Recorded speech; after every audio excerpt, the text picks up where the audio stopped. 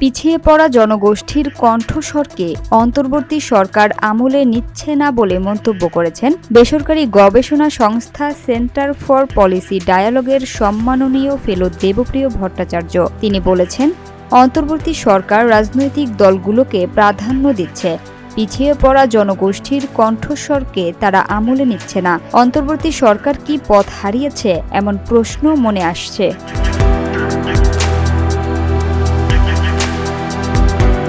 সোমবার রাজধানীর এসডিজি বাস্তবায়নে নাগরিক প্ল্যাটফর্মের নতুন উদ্যোগে বাংলাদেশ রিফর্ম ওয়াচের আত্মপ্রকাশ অনুষ্ঠানে একথা বলেন তিনি। দেবপ্রিয় ভট্টাচার্য বলেন যে উৎসাহ উদ্দীপনা নিয়ে সরকারের সঙ্গে সংস্কার কার্যক্রমে যুক্ত হয়েছিলাম তা এখন স্তিমিত হয়েছে। নির্বাচন ঘিরে অস্থিরতা বাড়ছে এবং বাংলাদেশের ওপর একরকম ঝড় বয়ে যাচ্ছে বলেও এ সময় মন্তব্য করেন তিনি।